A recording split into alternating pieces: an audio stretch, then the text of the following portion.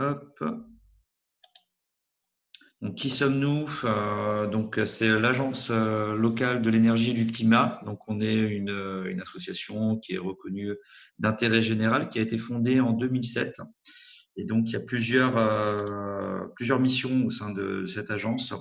Donc, la première, c'est d'aider les différents publics à connaître et à agir sur leur consommation d'eau et d'énergie, d'accompagner tous les projets émergents sur toutes les thématiques de l'économie d'énergie, les économies d'eau, également sur les énergies renouvelables. Donc, il y a plusieurs champs d'expertise, tout ce qui est eau, énergie renouvelable, économie d'énergie. Ça peut toucher aussi à tout ce qui est travaux de rénovation concernant l'isolation des parois, le chauffage, la ventilation, etc. On a aussi une mission d'information sur tout ce qui est aide financière et également une sensibilisation sur les éco-gestes. Donc, il y a plusieurs pôles au sein de notre agence. Donc, un pôle qui va s'occuper plutôt des logements individuels, donc conseiller les particuliers donc sur leurs projets de rénovation ou de construction. Donc, dans ce cas, on réalise des rendez-vous personnalisés. On peut accompagner aussi à la rénovation et on fait des ateliers, des visites de sites, des stands d'animation, des conférences d'information et de sensibilisation, notamment l'Antigone des associations. Alors, ensuite, un autre pôle. Donc, c'est le pôle copropriété, donc lui qui va plutôt accompagner les copropriétés pour leurs travaux de rénovation. Donc, c'est des projets globaux, hein, du coup, pas individuels en copropriété. On va aussi accompagner dans les votes des travaux, l'information, la sensibilisation, la formation des syndics.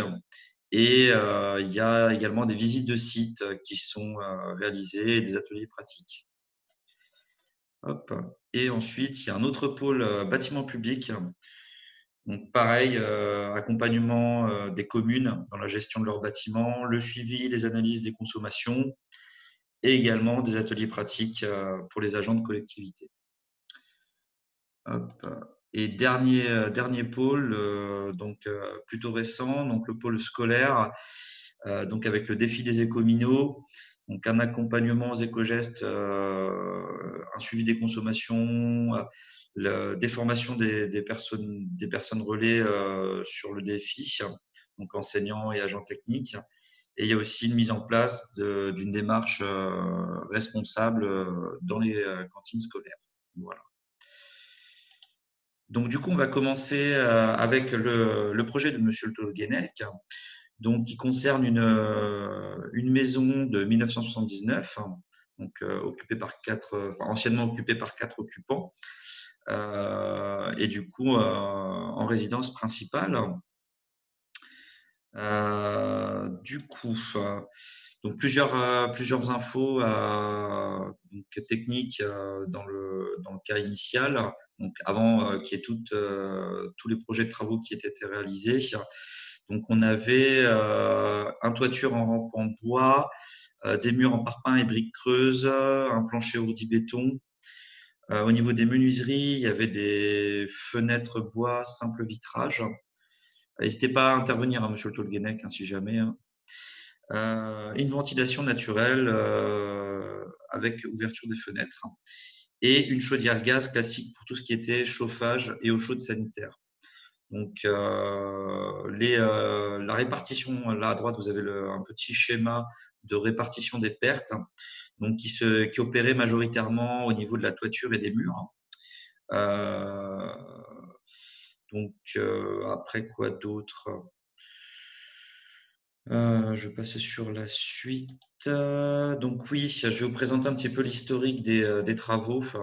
Donc, dans un premier temps, Monsieur Le Tolguenec Oui, avait… alors, ouais, dites-moi. moi je voulais dire que avant d'avoir acheté même la maison, j'avais pris contact avec donc votre organisme pour voir quelles étaient les possibilités justement de rénovation pour pas me lancer dans quelque chose de trop important. Et donc, le premier rendez-vous, je l'ai eu en réalité un mois avant l'achat de la maison. Voilà. Donc, je n'ai acheté la maison que parce que, justement, j'avais étudié le projet pour la rénover par la suite. Voilà. Et donc, du coup, voilà, il y a eu un premier rendez-vous avec ma collègue, donc, qui a permis d'orienter Monsieur Le Tolguenec. C'était plus sur le, il me semble que c'était sur les fenêtres, il y avait sur l'isolation de la toiture, les fenêtres, la ventilation et le chauffage, si je me trompe pas, du coup, c'était bien ça. Exactement. C'est-à-dire que bon, elle m'a expliqué par où il fallait débuter et un peu un étalement des travaux sur le temps que je voulais y consacrer. Et donc, si vous voulez, le point caractéristique de la maison, c'est que le toit n'était absolument pas isolé. Et tout de suite, elle m'a conseillé, elle me dit, si vous avez une chose à faire dans la maison, c'est d'isoler le toit. Et ça, je l'ai retenu. Et surtout, elle me conseillait de l'isoler avec un matériau dont je n'avais jamais entendu parler, hein, qui était la laine de bois. Alors, je ne sais pas si je le dis tout de suite, quoi. Et si vous voulez, cette laine de bois, j'avais un peu étudié les différents isolants, mais c'est vrai que c'est des procédés qui sont un peu différents de procédés industriels classiques. Et donc, la laine de bois s'avérait être parfaite pour cette maison, parce que l'avantage de la laine de bois, c'est qu'elle respire, mais surtout, elle a un taux de, alors je ne sais plus quel est le terme, monsieur Rivet, mais en gros, si vous voulez, la laine de bois permet, dans le sud de la France notamment, hein, quand la chaleur tape sur le toit, eh bien en réalité, la chaleur ne rentre dans la maison que très longtemps après. Donc en gros, là, pour ma laine de bois, moi, le choix que j'ai fait, eh ben, quand le soleil commence à taper sur la maison aux alentours de 9-10 heures le matin en été, hein, eh ben, ça rentre effectivement dans la maison que 12 heures, 13 heures après. Donc, vous faites le calcul, hein, la chaleur commence à rentrer vers 21 heures, 22 heures. Et le truc, c'est que à cette heure-là, le soleil est tombé, donc vous pouvez aérer la maison, commencer à aérer la maison. Et l'avantage, c'est que la chaleur ne rentre jamais dans la maison. Donc, effectivement, Camille m'avait expliqué que la base de tout dans cette maison, c'était d'isoler la toiture. Et après, eh ben, continuer sur le reste si j'en avais les moyens et avec les différentes aides de l'État. Mais d'abord, c'était la toiture. Effectivement, oui. Donc, la chaleur étant montante, forcément, la toiture. En plus, vous y avez fait une espèce de petite cuvette aussi. Il y avait un retour sur les murs. Du coup, ça permet Oui, d'emprisonner la chaleur, de vraiment éviter qu'il y ait des fuites sur les côtés et vraiment optimiser exactement. cette isolation. L'idée, c'était de faire une cloche en laine de bois, c'est-à-dire non seulement le fait du toit, mais aussi la continuité des murs. Ce qui fait que sur la maison, maintenant, il y a cette laine de bois. Et bon, on a volontairement, je dirais, vous verrez les photos, juste à poser les panneaux de laine de bois, ce qui fait que maintenant, dans le toit, alors qu'il n'y avait rien précédemment, je précise, il y a 30 centimètres de laine de bois sous les tuiles, ce qui fait que c'est très, très, très cocooning, c'est-à-dire que non seulement l'hiver, eh bien forcément, il n'y a plus rien qui sort par là-haut, ou du moins ça sort, mais si vous voulez, c'est respirant, donc c'est très agréable. Et autre intérêt, l'été surtout, vous verrez la dernière diapo, eh bien la chaleur ne rentre pas la journée, elle ne rentre que tard le soir. Et donc, vu qu'on a la possibilité d'aérer, eh bien, si vous voulez, on a constamment dans la maison, alors qu'on a des températures extérieures l'été de 40-45 degrés, notamment cet été, eh bien, à la maison, on a en permanence 25-26, sans climatisation et de manière, je dirais, très confortable. Ok. Bon, après, on rentrera plus dans le détail, je pense, dans les prochaines diapos. Donc, ça, c'était la première phase de travaux. Donc, isolation de la toiture, menuiserie, ventilation, chauffage. Et il y a eu un deuxième rendez-vous, donc avec moi-même en 2019, pour essayer de poursuivre ce projet de rénovation. Donc là, c'était plutôt de l'isolation de murs et de l'isolation de plancher bas pour essayer d'optimiser encore plus le bâti. Donc, hop. On va commencer, oui, bah, du coup, comme le disait Monsieur Touguenec, donc sur l'isolation de la toiture. Donc, c'était de l'isolation sous rampant avec de la laine de bois en 30 centimètres. Je ne sais pas si vous voulez en parler, c'était du… Ouais, il y avait panneaux de 10 et panneaux de 20. Donc, ce qu'on a fait, c'est on les a croisés pour pas qu'il y ait quoi que ce soit qui rentre. Donc là, ce que vous voyez apparaître à l'écran, hein, c'est d'abord le panneau de 10 qui était coincé sur les poutres, je dirais, dans ce sens-là de la maison, hein, du haut vers le bas. Ça, c'est des panneaux de 10. Et après, sur les grosses poutres que vous voyez, les poutres de fêtage, je crois qu'on dit, eh bien, on a mis des panneaux de 20, ce qui fait que, et croisés, ce qui fait qu'il n'y a absolument rien qui rentre. Si vous voulez, par contre, ça respire. C'est aussi l'intérêt de ces panneaux en fibre de bois, c'est qu'ils respirent et qu'il y a une impression de confort dans la maison, puisqu'il y a très peu de produits, je dirais, chimiques utilisés dans la laine de bois, et ce qui fait que bon, c'est très, très, très confortable. Voilà. Donc, lui, du coup, je vais rajouter, donc effectivement, les couches, elles sont croisées pour supprimer les ponts thermiques là au niveau des pannes de bois que vous voyez. Et donc là, l'idéal, dès qu'on isole des rampants, c'est de mettre en place ce qu'on appelle un R26. C'est en gros la performance de l'isolant, c'est la résistance thermique. Et donc du coup, là, on y était avec les 30 centimètres de laine de bois. Et donc il y avait là, on peut voir aussi du coup sur les murs, il y a le retour, donc on disait la petite cuvette là pour au niveau des murs là de laine de bois pour essayer d'emprisonner la chaleur, éviter qu'il y ait des fuites. Alors juste, il y a aussi un intérêt, outre l'isolation thermique, un intérêt aussi très important, c'est l'isolation phonique. C'est-à-dire que préalablement, bah, on entendait les bruits de la rue. Donc nous, ici, nous sommes à Montpellier dans un quartier étudiant. Hein, et bon, bah, le soir, il y a souvent de l'ambiance, pas dans la période actuelle, mais dans la période normale. Donc les étudiants, et c'est bien normal, font la fête. Hein, et bien avant, on entendait tout. Grâce à la laine de bois, si vous voulez, il y a une isolation phonique aussi qui s'est faite, qui n'est pas négligeable. C'est-à-dire que la maison, maintenant, on n'entend plus aucun bruit de l'extérieur. Ça, c'est très agréable. Alors évidemment, c'est à la fois la laine de bois, mais aussi après l'isolation par l'extérieur et évidemment le changement des menuiseries en double vitrage. Voilà. Mais c'est vrai que ça change du tout au tout. Hein. Donc, encore une fois, isolation thermique, mais aussi isolation phonique. Et donc oui, aussi ce que vous disiez, c'est par rapport au temps de déphasage. Donc le laine de bois, elle a une forte densité. Alors c'est un matériau qui est plus épais que les autres isolants, du coup, enfin pour la même performance en hiver.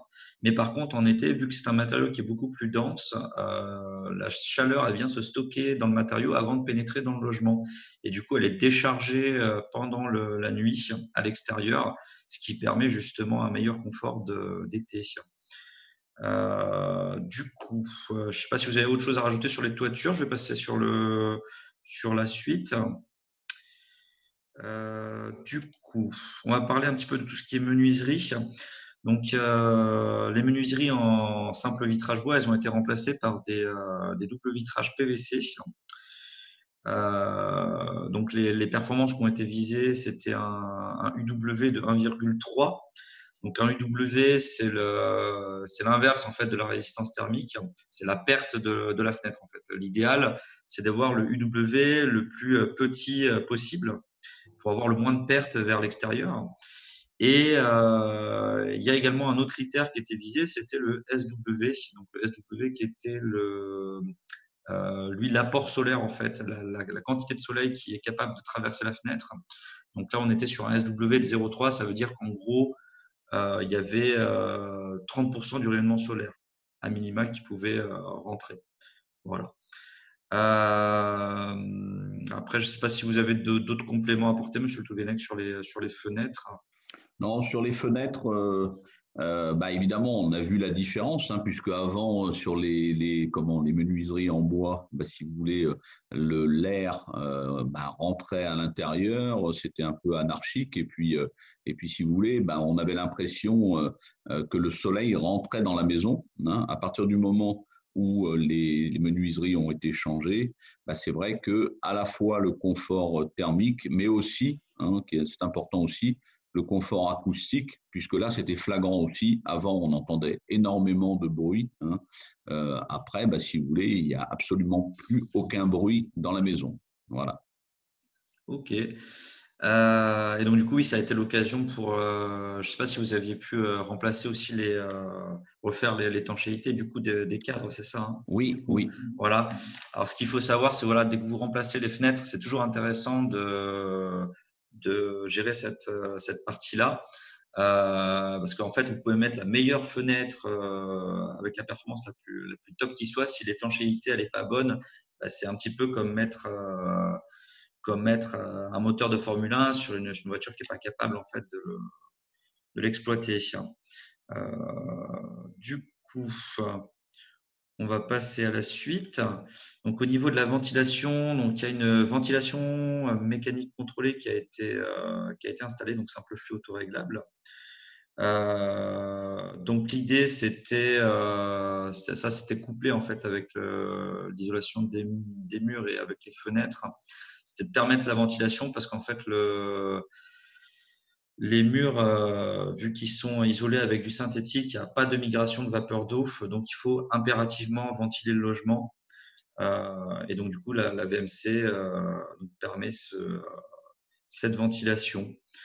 Et du coup, ça, c'était vous, Monsieur le Tolguenet, qui l'aviez installé, c'est ça, du coup? Oui, oui, parce que nous, avec mon épouse, si vous voulez, le quartier ici est assez cher à Montpellier, et donc après il y avait une question financière, donc bon, je connaissais absolument pas la partie bâtiment, hein, mais je m'y suis mis, hein. Bon, j'ai la chance d'avoir quelqu'un dans ma famille qui est artisan, et on s'y est mis à deux, c'est-à-dire que l'isolation que vous avez vue de la laine de bois, c'est nous qui l'avons réalisée, hein, dans les règles de l'art.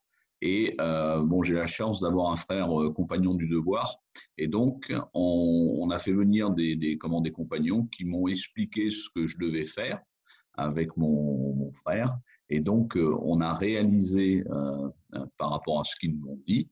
Et on faisait des photos au fur et à mesure. Et quand on faisait une erreur, tout de suite, on était rectifié. Et donc, l'isolation du toit, c'est nous qui l'avons faite, hein.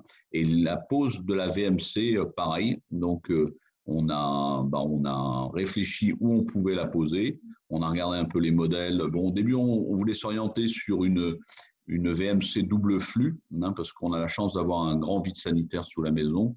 Mais techniquement, c'était quand même beaucoup plus compliqué à mettre en œuvre pour, je dirais, des non-spécialistes, quoi. Et même des spécialistes, puisque grâce à l'ALEC, j'ai pu avoir contact avec des spécialistes de la VMC double flux. Pour du bâti ancien, hein, si les conditions d'étanchéité ne sont pas parfaites, eh bien, c'est très difficile de mettre en place, c'est-à-dire que il y a des risques pour le bâti si vous mettez une VMC double flux sans qu'elle soit parfaitement étudiée, parfaitement étanche. Donc nous, on n'avait pas les moyens de faire des études, je dirais, techniques trop poussées, et puis surtout de faire venir peut-être une… Donc on a choisi une ventilation simple flux autoréglable, et je dois dire que ça marche très bien, combiné avec des ouvertures qu'on a créées, hein, parce que si vous voulez… on s'est aperçu au départ que la maison ne respirait pas assez. Donc, on a créé dans certains endroits de la maison des ouvertures avec des petites grilles. Alors, sur les conseils de l'ALEC, on a calculé exactement ce qu'il nous fallait comme ouverture, hein, pour pas qu'on fasse rentrer le froid. Et surtout, on a mis ça par rapport aux deux vérandas que nous avons dans la maison, que vous pouvez voir, hein, sur les façades. L'avantage que ça a, c'est qu'en permanence, l'air circule et on se sent particulièrement bien dans la maison. Donc oui, comme disait Monsieur le Tolguenec, l'idée en fait avec la ventilation, c'est de coupler ça en fait avec les menuiseries. En fait, lors du remplacement des menuiseries, il y avait des petites réglettes d'entrée d'air, il me semble, Oui. sur certaines des menuiseries. Et donc en fait, l'idée c'est d'avoir les points d'extraction qui sont situés les plus loin des réglettes d'entrée d'air, afin d'avoir un balayage optimum en fait de tout le volume. Pour justement remplacer l'air de l'intégralité de volume, qu'il n'y ait pas des parties qui restent trop longtemps humides en fait. Voilà. Du coup, on va passer sur tout ce qui était système de chauffage central. Donc là, il y avait une chaudière gaz qui a été couplée à ce système, qui a été remplacée par une pompe à chaleur RO haute température. Donc là, c'est énergétique, il me semble que c'était A++. Et donc du coup, donc ça a permis d'avoir un système un peu plus performant sur le plan énergétique et bon qui émane tout de même un peu moins de gaz à effet de serre. Il y avait un autre intérêt, hein, si je me permets, Monsieur Ridé, c'est que en réalité, moi je suis un financier à la base. Hein, l'intérêt aussi, c'est que ça supprimait le contrat de gaz. Parce que maintenant, on s'aperçoit que quand on analyse un peu les factures d'énergie, hein, ce qui coûte aussi très cher, ce sont les contrats. Hein.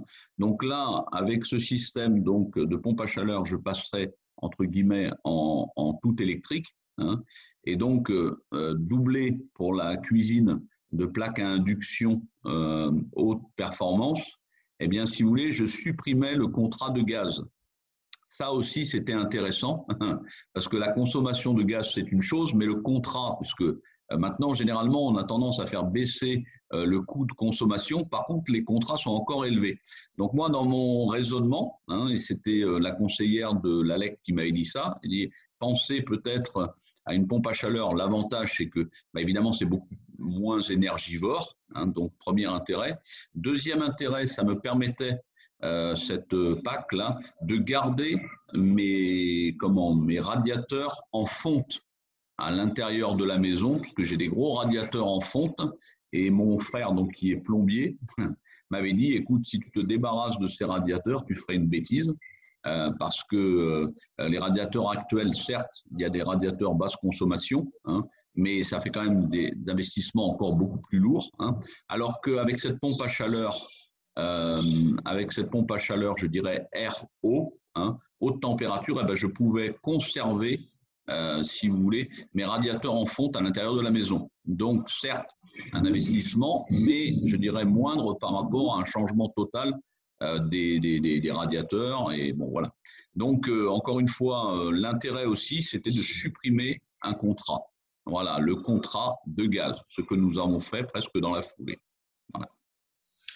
Donc du coup, et juste petite précision sur la pompe à chaleur RO, faut bien faire attention à comment le bâtiment est isolé pour le dimensionnement. Il y a également voir si les radiateurs sont en fonte ou pas, parce que ça, du coup, ça va influencer le fait qu'elle soit en haute température. Et voilà, bien faire attention quand même le dimensionnement, parce qu'il y a pas mal de choses à prendre en compte. L'isolation, la surface qui est chauffée, voilà, tout ça. Du coup, il y a également un appoint de chauffage, donc un poêle à bois bûche, donc avec prise d'air ambiante. Donc après, j'ai mis performance classique parce que j'avais pas trop les détails sur ce poêle, vu que c'est vous, Monsieur le Couteau, qui oui. l'avez installé du coup.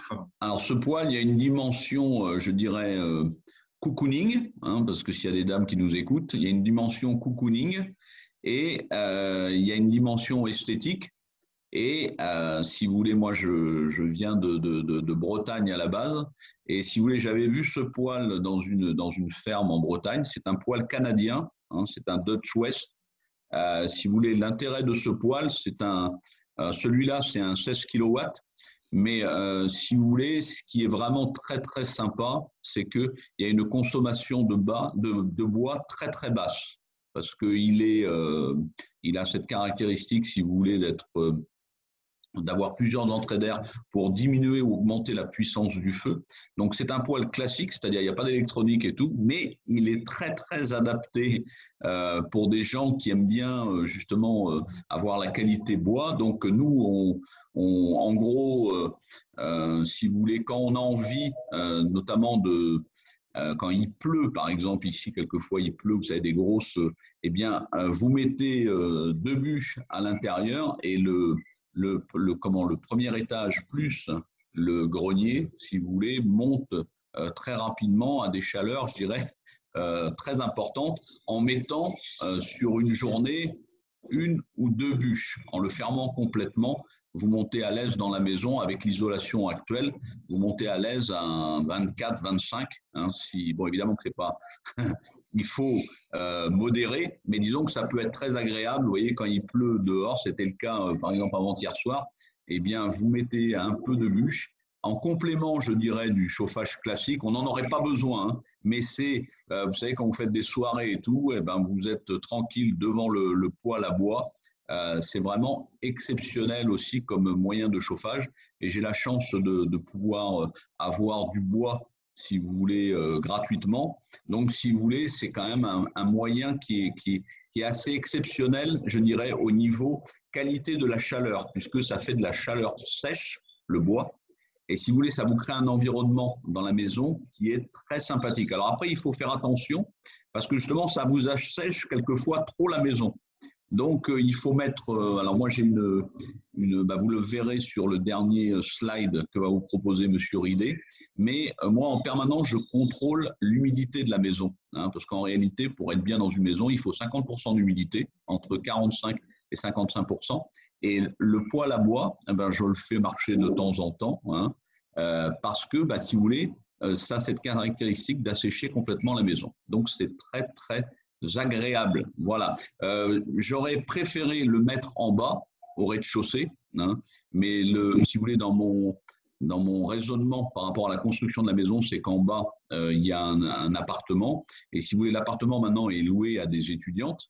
Et le problème, c'est que le poêle à bois, il faut une certaine discipline pour le faire marcher. Donc, c'est la raison pour laquelle je l'ai mis au premier étage. Mais si je l'avais mis au rez-de-chaussée, et je pense, on aurait pu se chauffer, je pense, entièrement au bois. Mais c'est des contraintes, le bois, c'est super agréable, mais il faut aimer ça parce que ça demande quand même beaucoup d'entretien. Voilà, c'est-à-dire il faut évacuer la cendre, il faut. Donc, mais par contre, je pense qu'au niveau du chauffage, c'est ce qu'il y a de mieux pour moi. Voilà. Ok, alors là, du coup, effectivement, oui, dès qu'on met des émetteurs de chaleur, l'idéal, c'est de les placer plutôt au centre de la maison, comme ça peut diffuser sur toute la surface chauffée.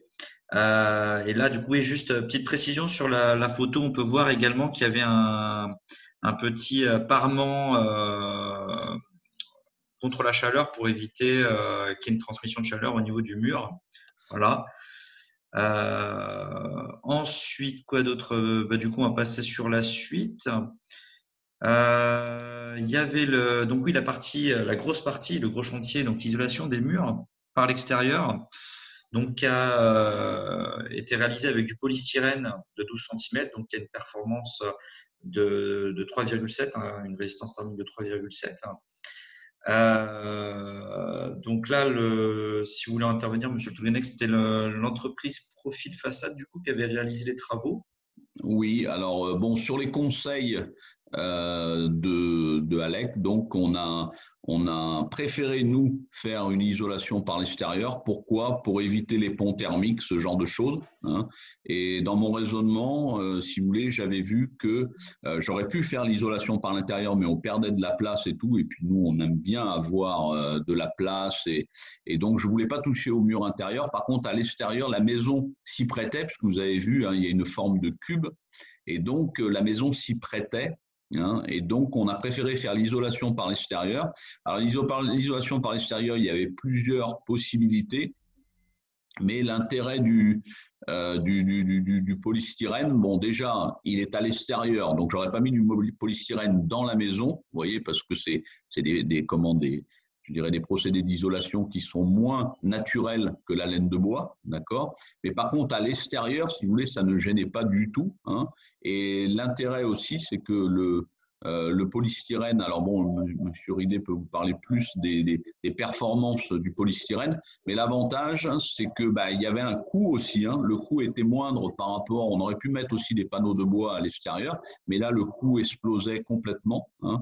Et si vous voulez, après, il faut trouver aussi des entreprises qui aient la technicité pour le faire.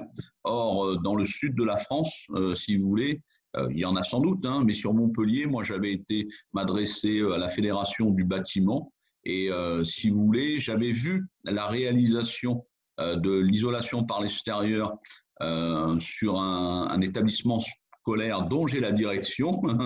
Et si vous voulez, j'avais posé des questions, et on m'avait dit que le polystyrène ou la laine de roche, c'était ce qui était le plus intéressant en isolation par l'extérieur. Je parle là, il y avait un rapport, je dirais, coût-efficacité, hein, parce qu'évidemment, il y a encore des procédés qui sont mieux, mais après, bon, c'était voilà, c'était un peu pas raisonnable pour un particulier. Donc, on a fait l'étude de l'isolation par l'extérieur en polystyrène. Et surtout, j'ai allié ça au fait de demander un peu combien j'aurais en prime, voyez, ou en crédit d'impôt via l'État, puisqu'il y avait aussi cette possibilité-là à un moment. Alors, ce que je disais précédemment avec M. Ridet, avant que vous veniez avec nous, là, c'est que ce qui était difficile quelquefois, c'est le changement des dispositifs de l'État par rapport aux primes de rénovation. Alors ça, moi, je n'aime pas, j'aime bien partir sur un projet ficelé. Je réfléchis pas pour rien et le souci c'est que bon, vous avez compris que l'isolation de la maison s'est fait sur à peu près 2 ans, 3 ans. Il y a une grande partie qui a été faite de ma part et puis là, ça a été fait par l'entreprise Profil Façade. Mais vous voyez, j'avais sollicité ces entreprises au mois de avril-mai et heureusement, on a pu faire les travaux avant le 31 décembre parce qu'après le système changeait et mes revenus ne permettaient plus à ce que j'ai de crédit d'impôt. Donc, heureusement, les travaux se sont terminés avant le 31 décembre et j'ai pu avoir une prime intéressante au niveau déduction d'impôt, hein. Mais un conseil que je vous donnerais si vous êtes des particuliers, hein, c'est vraiment d'écrire via votre espace fiscal à la DGFiP, c'est-à-dire au service des impôts, hein, et de leur demander par rapport au devis de l'entreprise, qui est un devis sur lequel ils s'engagent, hein, combien sera votre prime d'impôt. Ça, je ne l'avais pas fait. Et si vous voulez, j'ai eu alors de légères surprises à la fin, léger, puisque au début, moi, j'estimais plus bon, j'ai fait des travaux à hauteur de je ne sais plus combien c'était, M. Ridet, mais je crois que c'était pour l'isolation par l'extérieur, 27 000 euros. Dans ces eaux-là, 27 000 euros. Et moi, j'avais estimé que j'aurais à peu près 8 000 euros de crédit d'impôt. En réalité, j'en ai eu 6 000. Voilà. Parce qu'il y avait un plafond, effectivement. Il y avait un plafond. Et ça, si vous voulez, c'est ça qui est un peu pénible. Et pourtant, j'ai l'habitude de lire des textes. Si vous voulez, quelquefois, si vous voulez, les textes ne sont pas clairs. Déjà pour des spécialistes. Alors, pour des particuliers, c'est encore… Donc, le conseil vraiment, si vous voulez faire jouer crédit d'impôt et tout, sachez que les agents des impôts s'engagent quand ils vous répondent via le portail fiscal, hein. Et donc, si vous avez un devis, envoyez-leur et vous leur demandez combien ça me fera en crédit d'impôt. Ils ont un logiciel et ils vous le calculent tout de suite. Comme ça, plus de surprise. Voilà. Donc oui, du coup, je vais revenir sur l'isolation par l'extérieur. Donc au niveau des choix de l'isolant, il y avait effectivement plusieurs possibilités. Comme l'a évoqué Monsieur Le Pleguenec, il y a tout ce qui est polystyrène, la laine de roche ou la laine de bois. Donc ça, c'est les 3 procédés qui sont les plus répandus. Donc toujours en haute densité sous forme de panneaux. Le process, il est assez identique en fait. L'idée, c'est de coller les panneaux et de les fixer à 5 points en fait de fixation, donc un dans chaque coin et un au milieu pour éviter que le panneau il se voûte. Et donc du coup, donc après vient une couche d'enduit, vous avez un treillis de renfort et une seconde couche d'enduit avec l'enduit de finition, donc un peu plus épaisse, histoire de renforcer en fait la résistance mécanique du mur pour protéger l'isolant. Effectivement, comme l'a dit Monsieur le Tolguenec, du côté de Montpellier en tout cas, c'est très difficile de trouver une entreprise donc qui est spécialisée dans l'isolation du bois. C'est plutôt du polystyrène et de la laine de roche. Après, donc chaque matériau a des avantages, des inconvénients. Il n'y en a pas un qui est mieux qu'un autre. On va dire que c'est un compromis. Il faut essayer de trouver ce qui est le plus optimum pour son projet. Et là, dans le cas de Monsieur le Tolguenec, il y avait quand même, il n'y avait pas vraiment de problème d'humidité. Il y avait une ventilation qui avait été installée. Donc, Monsieur Tolguenec était parti sur du polystyrène, donc il y a l'avantage d'être un matériau qui est moins coûteux, qui apporte en termes de performance thermique, c'est identique les trois matériaux, et donc du coup en termes d'épaisseur, par contre, qui est beaucoup plus fin. Et qui reste un matériau imputrescible. Alors effectivement, comme disait M. Le Tolguenec juste avant aussi, c'est pas top dès qu'on est en isolation par l'intérieur avec du polystyrène. Parce que en cas d'incendie, par exemple, ce matériau il émane des fumées super toxiques. Donc là, bon, il est plutôt situé à l'extérieur, donc on n'a pas trop cette problématique-là. Voilà globalement. Et donc du coup, oui, ça c'était avec la toiture. Donc les murs étaient un des postes les plus consommateurs d'énergie. C'est ça, tout à fait. Donc ça fait partie des postes de rénovation qui ont permis de réduire drastiquement la facture énergétique. Du coup, je vais passer à la suite. Donc, on va parler de l'isolation du plancher bas qui a été réalisée en polyuréthane de 10 cm. Donc, la performance qui a été visée ici, c'était une résistance thermique de 3. Et donc, du coup, Monsieur Le Tolguenec va vous en parler. Donc, ça a été assez physique, du coup. Il y Oui, avait parce des que comme je vous le recoins. disais, il y avait un manque de moyens, je ne cache pas. Et donc, sur les conseils de l'ALEC, si vous voulez, on m'avait conseillé de mettre donc dans mon vide sanitaire du polyuréthane, puisqu'il a l'avantage, si vous voulez, de refouler l'humidité. Et si vous voulez, même s'il y avait des remontées d'eau par capillarité du sol, eh bien, les panneaux permettent de faire en sorte que ça ne remonte pas dans la maison. Et c'est réel. Alors bon, moi j'avais l'avantage d'avoir un vide sanitaire quand même sec, il n'y a jamais eu de souci d'infiltration d'eau, mais c'est vrai que le polyuréthane, alors il y a l'avantage thermique évidemment, il est sous la maison, donc il n'est pas en contact avec les habitants en permanence, donc aussi si vous voulez, moi j'ai privilégié la laine de bois à l'intérieur. Par contre, sous la maison, si vous voulez, le vide sanitaire, on n'y va pas quand même trop souvent. Donc voilà, avoir un procédé, je dirais, plus industriel, ça ne me gênait pas du tout. Et l'intérêt aussi de ces plaques-là, alors bon, il y a une marque qui apparaît, mais peu importe. L'intérêt, c'est que c'est vrai qu'elles s'imbriquent bien. Moi, c'est ce qui m'avait plu. Parce que, comme le disait M. Rillet, c'est moi qui ai installé ces plaques. Alors, on a fait un espèce de système, je dirais, de fixation. J'ai donc collé ces plaques sous le plancher béton, avec quelquefois des systèmes, vous le voyez, de ferraillage, vous voyez, pour les maintenir, d'accord. Donc un peu comme vous feriez pour du placo, d'accord. On a utilisé des grandes barres, et si vous voulez, on a collé ces plaques et elles se sont encastrées les unes dans les autres. Alors quand le vide sanitaire fait un certain endroit de la maison, parce que la maison est en pente, quand le vide sanitaire fait 1,50 m, 1,60 m à certains endroits de la maison, c'est très facile. En revanche, quand vous remontez vers la partie la plus haute de la maison, eh bien, le vide sanitaire, à certains endroits, ne faisait que 30 cm, 40 cm.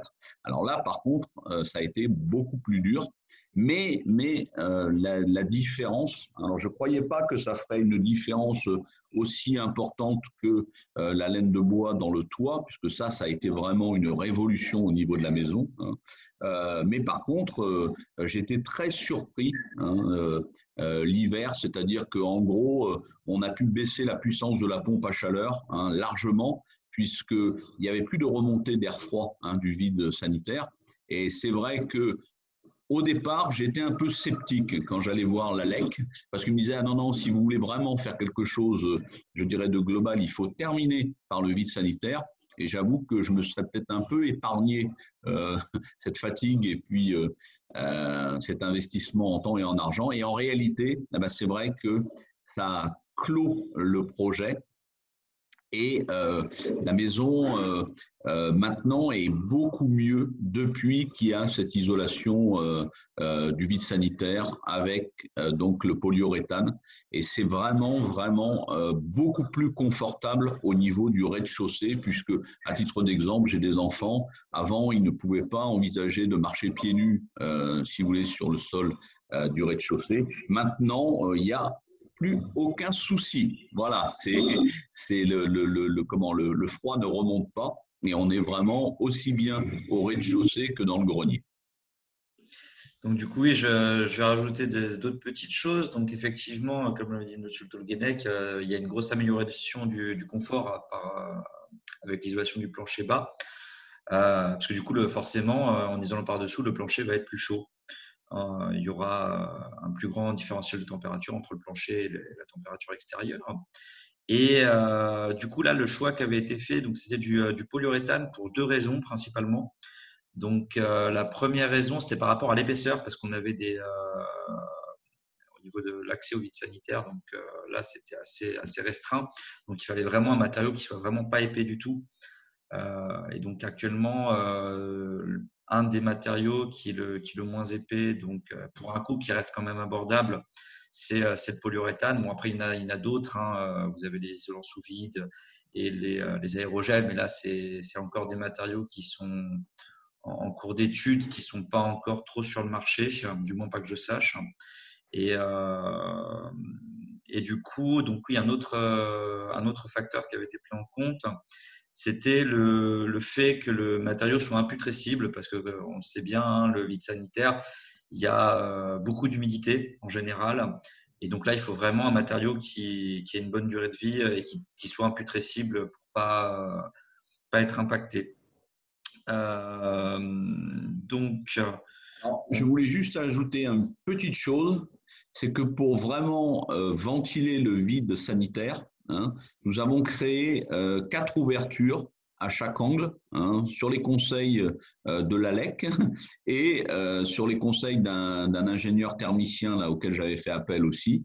Donc, on a créé 4 petites ouvertures dans le vide sanitaire pour que justement ça ventile. C'est-à-dire qu'avant, il y avait quelques petites traces d'humidité, j'avais repéré dans les angles et tout. En créant ces ouvertures, eh ben, je n'ai absolument plus rien. C'est-à-dire que vraiment, le vide sanitaire, je dirais qu'on pourrait presque y dormir parce qu'il n'y a plus du tout d'humidité dedans. Voilà. Donc, encore une fois, je pense que si on met ce polyuréthane, là, donc ça va faire une cloche un peu hermétique, hein, mais si on n'aère pas, eh bien, je pense que le risque, hein, c'est que l'humidité, forcément, elle va rester. Donc, je pense que vraiment, penser à faire quelques ouvertures. Donc, nous, on a fait un calcul mètre cube, hein, avec l'ingénieur thermique. Et si vous voulez, on a fait des ouvertures très simples, hein, de mémoire à peu près 3 cm à chaque fois avec des grilles. Et si vous voulez, on les a mis à chaque angle. Donc, il a fallu remonter, vous voyez, sur la partie la plus haute de la pente. Bon, j'étais vraiment à ramper avec le perfo. Mais eh ben, ça a fait son effet, puisque maintenant, vous n'avez plus du tout d'humidité dans le vide sanitaire. Et je pense que ça aussi, c'est un facteur très important. Donc, isolation, mais pensez en permanence à aération. Puisque le réflexe qu'on aurait, et moi le premier, parce que moi je n'étais absolument pas dans le domaine, hein, c'est de calfeutrer la maison. Seulement le problème, c'est que si on calfeutre la maison sans lui permettre de respirer, eh bien obligatoirement, vous allez avoir un manque de confort, puisqu'à un moment, il va y avoir de l'humidité qui va se mettre. Et ce qui est vrai pour l'intérieur des murs est vrai pour l'intérieur du vide sanitaire. exactement, voilà. Donc, c'est pour ça que du coup, qu'il y avait un système de ventilation qui avait été mis en couplage avec l'isolation du mur avec du synthétique. Du coup, on va passer à la suite. Donc là, on a vu un petit peu tous les postes de travaux. Là, je vais vous parler de l'accompagnement dont a pu bénéficier M. Le Tolguenec. Donc, c'était l'accompagnement Rénov Énergie. donc qui était porté par notre agence et qui permettait aux particuliers avec des projets ambitieux d'avoir plus de conseils, une visite sur place et une petite étude thermique afin de les orienter vers les postes les plus pertinents, voir un petit peu au niveau des isolants, qu'est-ce qui se faisait sur le marché, au niveau des coûts, avoir un estimatif de coûts et aussi estimer le montant des aides financières. Donc là, cet accompagnement, il va se terminer fin mars. Il sera remplacé par un accompagnement quasi identique, donc qui sera effectué par la région. Donc, il s'appelle Rénov Occitanie. Et donc là, on peut voir à droite un petit visuel donc de la maison de Monsieur Le Tolguenec qui avait été réalisé avec l'outil de calcul donc Dialogie. Monsieur Ridé, Oui. j'ai vu qu'il y avait un monsieur qui avait posé une question sur avez-vous étudié le photovoltaïque en toiture? Eh ben Alors, justement. je vais me permettre de répondre si vous le permettez. Donc, si vous voulez, ça serait vraiment, je dirais, l'aboutissement de ce projet, parce que vous avez bien compris que, bon, moi, j'aimais bien faire les choses et je pense qu'avec, je dirais, la COP 21, enfin, je suis assez sensible par rapport à tout ce qui est écologie. Et effectivement, mon rêve, on en parlait avant que la réunion devienne publique avec Monsieur Ridé, mon rêve, ça serait d'installer des tuiles solaires, puisque moi j'ai vu ça aux États-Unis, en Californie maintenant il y a une grande partie des maisons qui sont installées en tuiles solaires. Donc effectivement j'y ai pensé, mais moi je trouve que les panneaux solaires comme on les voit actuellement, bon, ça peut avoir un fort rendement puisque l'ALEC m'avait fait des projections, notamment par rapport au chauffage de l'eau sanitaire. Ça, c'est vraiment très, très bien. Mais je trouve qu'il y a un manque d'esthétisme parce qu'évidemment, un projet, c'est à la fois un projet thermique, mais c'est aussi un projet de vie. Donc, si vous voulez avoir des gros panneaux solaires sur la maison et tout, bon, moi, je ne trouve pas ça très esthétique. En revanche, les technologies qui vont arriver, je pense, c'est-à-dire la tuile solaire qui est développée dans certaines entreprises aux États-Unis et qui marche très très bien, je pense qu'elle serait particulièrement adaptée à la région Occitanie.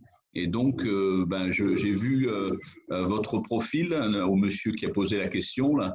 Si un jour vous cherchez une maison de témoin pour installer des tuiles solaires nouvelle génération sur l'Occitanie, je me porte volontaire.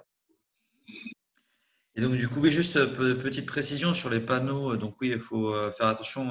Il y a deux types de panneaux. Vous avez les photovoltaïques et il y a les solaires thermiques. Donc, solaires thermiques qui sont plutôt pour la production d'eau chaude sanitaire et la production de chauffage, donc couplés au système de chauffage central. Donc là, après, en termes de rendement, ça, il faudra voir de toute façon en fonction de la consommation d'électricité. Voilà, il y a tout un calcul à faire, toute une étude là-dessus. Après, en termes de rendement, on est plutôt sur l'ordre de 20% sur du photovoltaïque, de conversion de rayonnement solaire en électricité. Et dès qu'on est sur du solaire thermique, par contre, là, on est plutôt sur un rendement de conversion de 80% de rayonnement solaire en énergie thermique. Après, c'est pas la même chose. Voilà. D'un côté, on produit de l'énergie thermique, d'un autre côté, on produit de l'électricité. Ça se stocke pas de la même manière, c'est pas le même type de perte. Donc voilà, il y a tout un calcul à faire. Et donc là, justement, comme disait Monsieur Tokenec, il y a une troisième phase de travaux qui est envisagée peut-être à voir, donc à étudier. Je pense qu'il faut, alors effectivement, là on a pensé beaucoup en termes de rénovation énergétique, mais je pense que si on veut que ces projets arrivent à terme, je dirais, vers l'ensemble de la population, il faut aussi prendre en compte le côté esthétique. Parce que si vous voulez, moi, dans le quartier où nous habitons à Montpellier, il y a de nombreuses maisons qui sont équipées de panneaux photovoltaïques. Bon, très honnêtement, certes, c'est intéressant au niveau sans doute énergétique, mais au niveau esthétique, pour l'instant, mais c'est mon point de vue personnel, c'est très moche.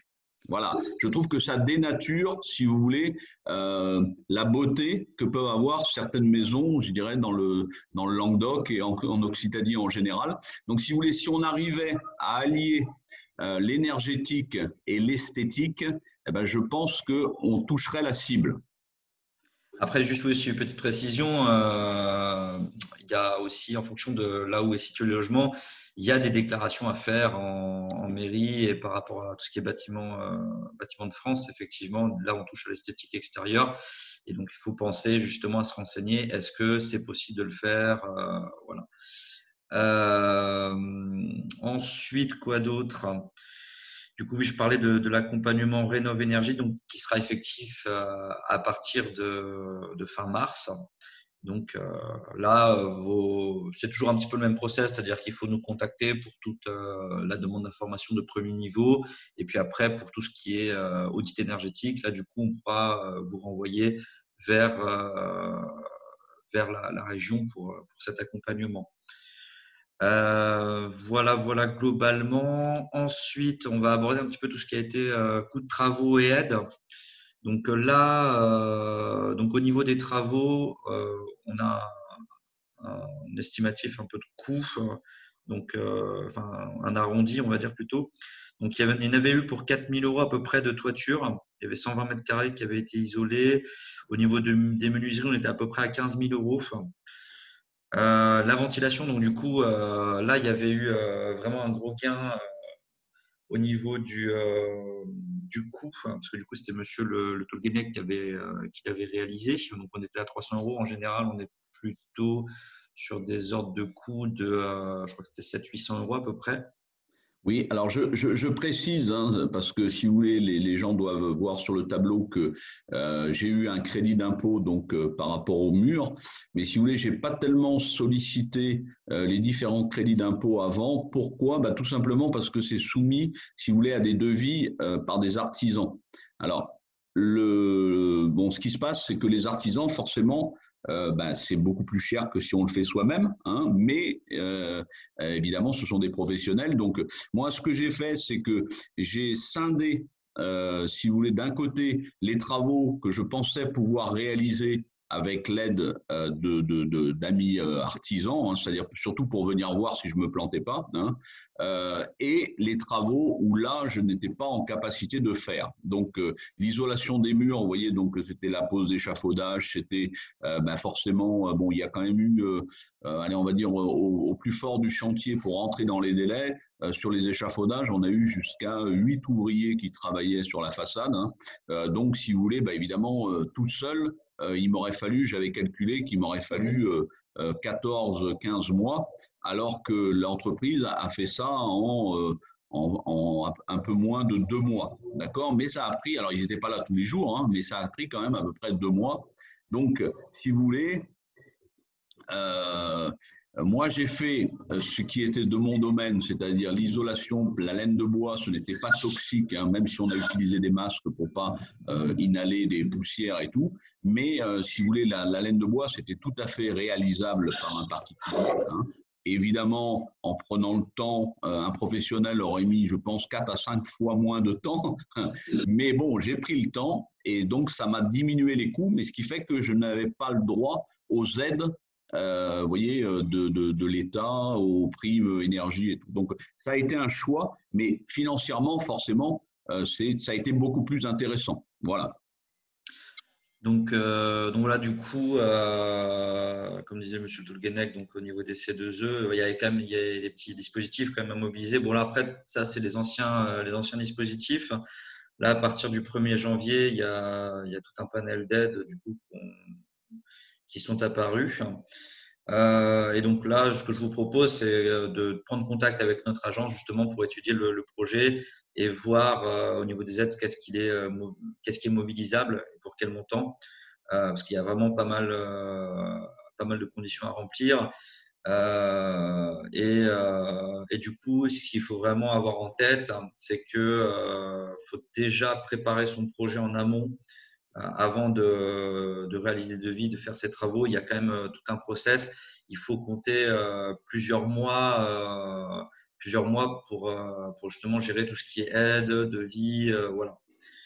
Donc voilà, c'est un Juste, projet. Monsieur Oui, Rinet, vous avez vu que vous aviez une question de PE oui. 48 là. Voilà. Alors, oui, je pense que les questions, Ah, j'y d'accord. répondrai à la fin. Du coup, on reviendra sur les diapos, je pense. Parce que vu que vous me disiez vous y étiez, vous ne devriez pas tarder à devoir y aller. Du coup, voilà un petit peu la synthèse. On reviendra dessus si jamais il y a des questions. Je passe à la suite. Donc, au niveau du gain énergétique, ce qui a pu être réalisé. Donc, oui, alors là, je vais vous présenter 3 diapos qui permettent de faire la distinction entre plusieurs choses. Euh, Lors des diagnostics, on peut parler soit d'énergie finale, soit d'énergie primaire, soit de facture énergétique. Les gains ne sont pas les mêmes sur ces trois facteurs-là. Et je vais vous expliquer un petit peu pourquoi. Donc l'énergie finale, donc là, ça c'est l'énergie qui vous est facturée en fait. Donc durant la phase 1 de ce projet, bon ça c'est après, c'est sur la base du calcul qui avait été fait sur la base des données qui avaient été fournies. Donc pour chauffer l'intégralité du logement. Donc on avait une consommation d'énergie à 72 000 kWh d'énergie finale par an. Et donc à la fin de la phase 1, donc on avait une consommation de 21 000, ce qui a permis un gain de 71%, une division par 4 à peu près. Voilà. Et durant la phase 2, donc entre la phase 1 et la phase 2, donc avec l'isolation des murs et l'isolation du plancher bas, donc ce gain, il a été de 63% et on a pu diviser par 3 donc la consommation d'énergie finale, donc l'énergie facturée, la quantité d'énergie facturée. Ensuite, du coup, là je vais parler de l'étiquette énergétique. Donc l'étiquette énergétique actuellement, elle est en énergie primaire. Alors l'énergie primaire, qu'est-ce que c'est? C'est en gros, c'est en tenant compte des pertes qu'il y a sur le réseau électrique, par exemple pour EDF, ou le réseau gaz, ou etc. Enfin, en gros, c'est la quantité d'énergie qu'il a fallu produire par les fournisseurs pour vous fournir votre kilowattheure d'énergie. Donc, par exemple, donc pour l'électricité, il faut fournir 2,58 kWh. Enfin, il faut produire 2,58 kWh pour fournir 1 kWh aux particuliers. C'est pour ça que ça détériore en fait les étiquettes énergétiques de l'électricité. Et donc là, du coup, là, je vous en parle parce que du coup, par rapport aux nouvelles lois qui vont être votées, là, du coup, l'étiquette énergétique sera exprimée en énergie finale et pas en énergie primaire, ce qui va chambouler un petit peu toutes les étiquettes énergétiques de manière nationale. Et donc, du coup, sur l'étiquette énergétique, anciennement, donc, on était en étiquette E. Donc, ce qui est assez standard hein, sur les projets que j'ai l'habitude de voir. Donc, on est plutôt classé E, F. Des fois, ça arrive qu'on ait des projets qui soient déjà classés en D. Sur des bâtiments. Alors, je précise par contre sur des projets de rénovation, hein, pas sur des projets de construction. Hein. Effectivement, les projets de construction doivent remplir des, des consommations d'énergie très basses. Et donc, du coup, on est plutôt en B. Du coup, au niveau du gain, on est sur un gain de 53% sur l'étiquette DPE et une division par 2. Voilà, comme vous disiez, c'est pas le même de la même chose dont on parle, donc c'est pas le même gain et c'est pas la même division. Ce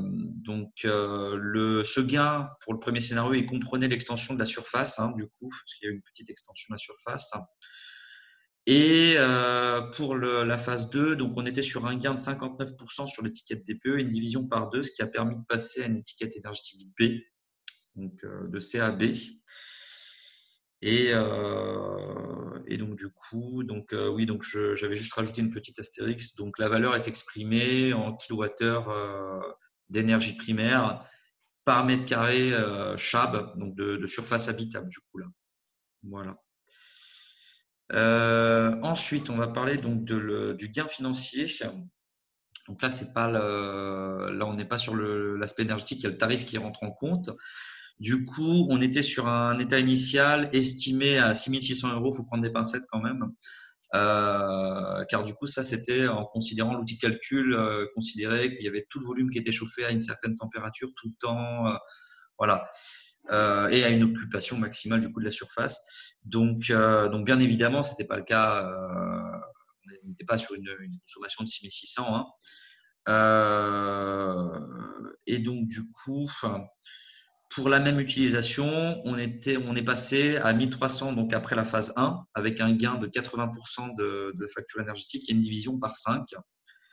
Et sur la phase 2, donc là, le gain était beaucoup plus cohérent. Par contre, on était passé d'une facture énergétique à 1300 hors abonnement, bien sûr, hein,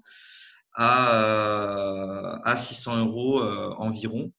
Donc, alors par contre, juste petite précision, ces factures-là, elles comprennent le chauffage, l'eau chaude sanitaire, mais pas les abonnements. Et donc, du coup, par contre, ça ne comprend pas le bois de chauffage pour la phase 2, parce que du coup, comme l'a dit Monsieur Le Toulguenec, le bois qui se procure, du coup, il n'est pas payant, donc forcément, on ne l'a pas intégré au coût. Et donc, du coup, cette deuxième phase a permis de générer un gain de 55% et une division de 2 donc de la facture énergétique. Donc voilà, donc on a pu voir là, c'est pas les mêmes divisions, pas les mêmes gains, pas les mêmes pourcentages pour ces trois valeurs-là, donc énergie finale, énergie primaire et facture énergétique. Donc à ne pas confondre du coup. Du coup, au niveau du bilan, donc sur cette base-là, il y a eu plusieurs gains, donc un gain économique, un gain de confort, donc on va pouvoir illustrer par la suite avec une petite photo que m'a envoyé Monsieur Le Tolguenec, un gain énergétique et également une baisse des émissions de CO2. Donc voilà, on peut voir le gain financier par an, donc on a un peu moins de 6 000 euros donc sur la base des 6 600 pour le cas initial. Donc, au niveau des coûts de travaux aides déduites, on est à 58 500. Et donc, du coup, ça nous permet d'avoir un temps de retour sur investissement sur une dizaine d'années. Et autre chose aussi que je n'ai pas évoqué, donc une augmentation de la valeur verte qu'on avait estimée à 11%, c'est-à-dire que sur la base des données notariales de 2015, le patrimoine, vu qu'il y a eu une amélioration de l'étiquette énergétique, il augmente en valeur. Donc, on avait estimé cette augmentation de valeur à 11%. Et du coup, donc en réalité, M. Le Tolguenec s'est renseigné et ça a été plus que ça encore même. Je ne sais pas si vous voulez vous exprimer, M. Le Tolguenec, sur cette… Oui, disons que la maison a pris beaucoup de valeur, puisque, enfin, ça tient aussi au quartier, c'est-à-dire il faut toujours comparer, si vous voulez, ce qui est comparable. Donc, si vous voulez, ici, on est dans un quartier, on va dire, très résidentiel de Montpellier, hein, et si vous voulez, c'est des maisons qui ont été construites donc, dans les années 70, mais très peu de maisons isolées, et il n'y a pas de maisons dans le quartier isolées comme la nôtre. Donc, quand j'ai fait venir des spécialistes de l'immobilier là pour faire estimer la maison, si vous voulez, je dirais au jour d'aujourd'hui, eh ben, si vous voulez, en valeur, enfin, par rapport à ce que dit Monsieur Ridé, il y a une augmentation de valeur plus proche des 20-25% que des 11%. Voilà. C'est les estimations des agents immobiliers. Et en plus, ils se rejoignent puisque j'en ai fait venir 4 pour l'estimation. Hein. Donc, et ce que j'avais fait aussi, c'est que j'ai fait estimer la maison avant et j'ai fait estimer la maison après. Et là, ben, forcément, c'est très intéressant et surtout, si vous voulez, avec les mesures fiscales qui se profilent à l'horizon. Voilà. Donc voilà, écoutez, du coup sur le bilan, on est OK, on a à peu près tout vu. Donc oui, il y a un gros gain de confort, on avait dit. Oui. Alors je vais peut-être passer d'abord avant ça, attendez 2 petites secondes pour le gain de confort pour l'illustrer. Alors je ne sais pas si on voit la petite photo là du coup. Pas encore. Alors attendez du coup, tac.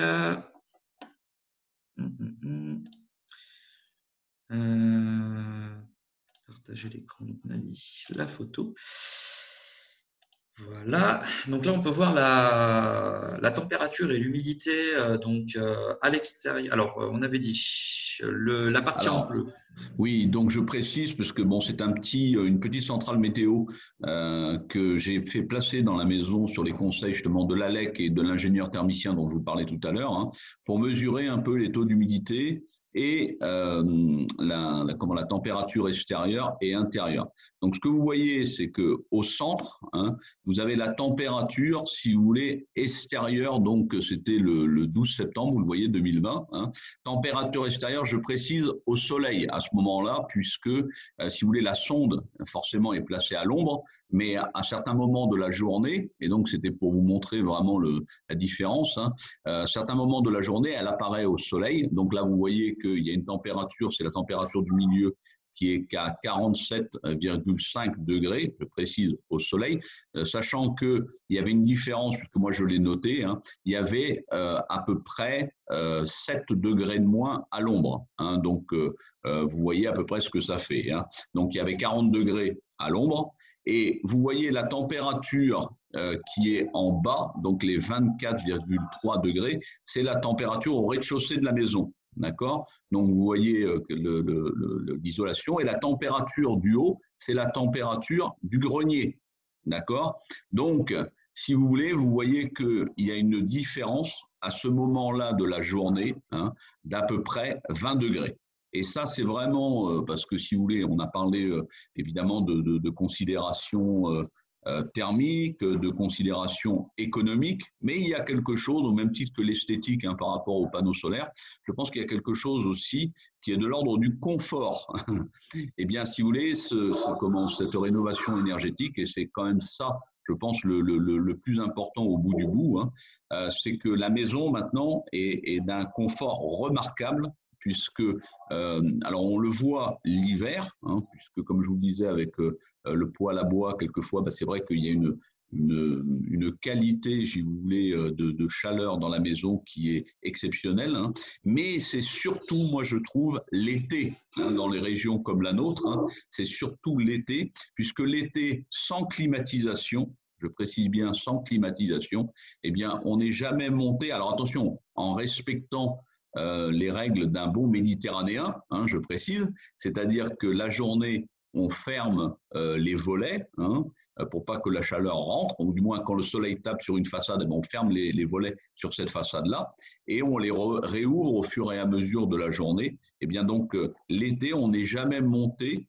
au-delà de 26 degrés. D'accord. Alors que cet été, il y a eu des phases de canicule. Alors, je précise aussi que quand il y a eu la phase de canicule, je ne sais pas si vous vous rappelez, où il y a eu des records, notamment dans le Gard, aux alentours de 46 degrés, eh bien, nous n'avons pas ouvert la nuit.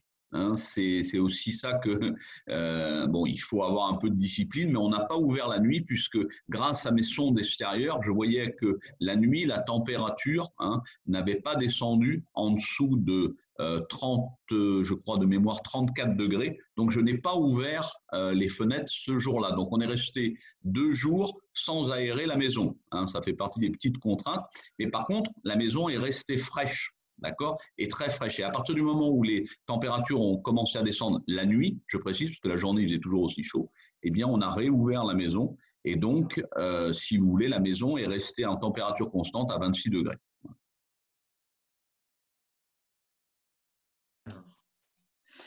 Donc du coup, je vais reprendre. Donc là, cette photo illustre très bien du coup ce gain de confort. Et hop, donc je vais repartir sur la diapo. Tac. Hop là. Donc voilà, n'hésitez pas à nous contacter du coup. Si jamais vous avez des questions ou un projet justement à étudier. Donc cette diapo vous sera envoyée de toute façon par mail ainsi que les questions-réponses. Et donc là, du coup, on va passer à la partie questions-réponses. Je vais commencer à répondre à chacun de vous. Du coup, alors, au niveau des questions. Donc, Donc, au niveau du fonctionnement je vais commencer avec le fonctionnement de la pompe à chaleur.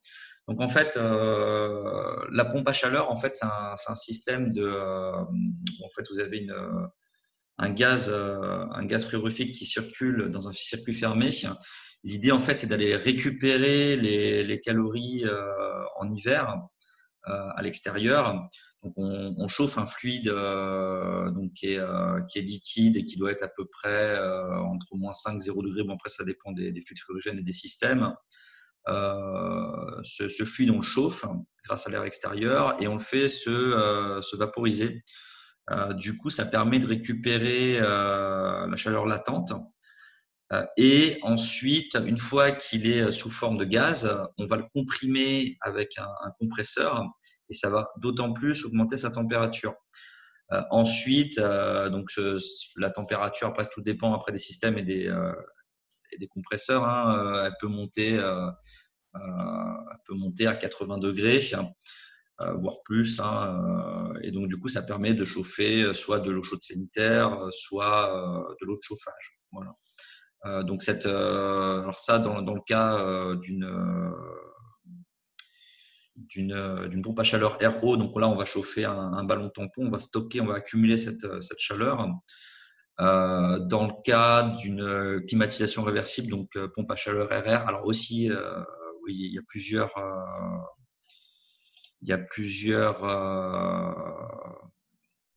excusez-moi, il y a pour la pompe à chaleur RR, du coup, il y a plusieurs appellations. Donc, on peut dire climatisation réversible ou pompe à chaleur. Voilà, c'est ça que je voulais dire.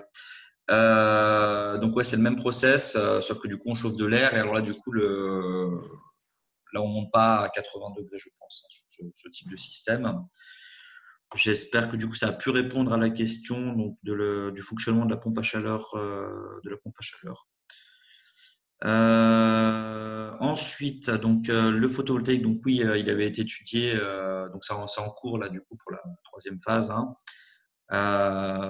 Donc on est en train de voir pour le photovoltaïque et éventuellement peut-être le solaire thermique. Euh,